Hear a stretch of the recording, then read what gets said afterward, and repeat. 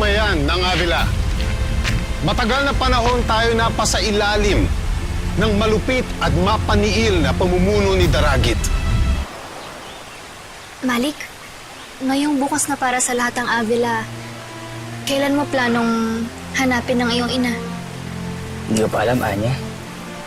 Hindi ko naman kasi alam kung saan ako siya muna maghahanap. Nandito naman sana si Ama.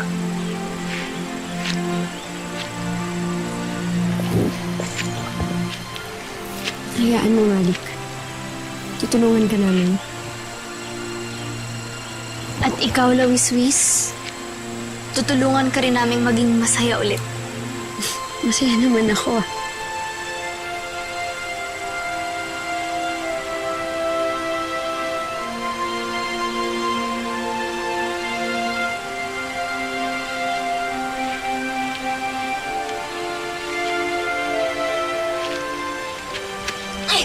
Ayun na, friends!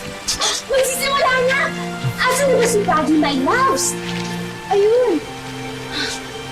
Parang, ang lungkot niya, no? Hindi pwede to. Kailangan may gawin ako. Malapit na magsimula ang koronasyon.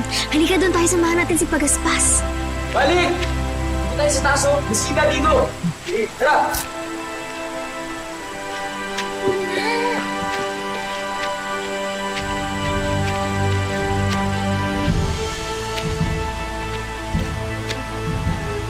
Mga mamamayan ng Avila, naririto ako ngayon sa inyong harapan bilang inyong obispo at bilang pinakamatandang mulawin at bilang kinatawan na nagkamali at nagkasala. Kaya hindi ako karapat-dapat na ipakilala sa inyo ang ating bagong hari. Kaya panabon kung iyong mamarapatin.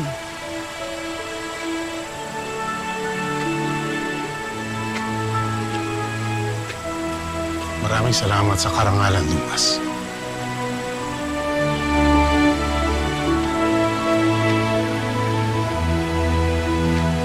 Mahabang panahon na ang lumilipas mula nang pumanaw ang ating itinakdang hari.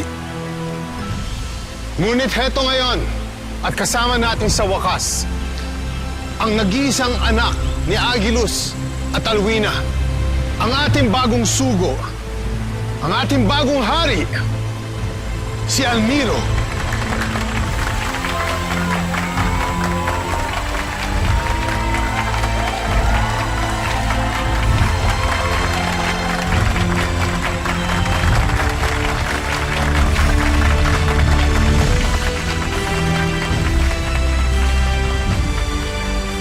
Maraming salamat sa inyong mainit na pagtanggap. Lalo pat alam ko, marami sa inyo hindi naman ako kilala. Pero kilala nyo ang aking mga magulang. At alam ninyo ang mga nagawa nila para sa mga mulawin. Ang maipapangako ko lang sa inyo, tutularan ko sa abot ng aking makakaya ang kanilang mga ehemplo.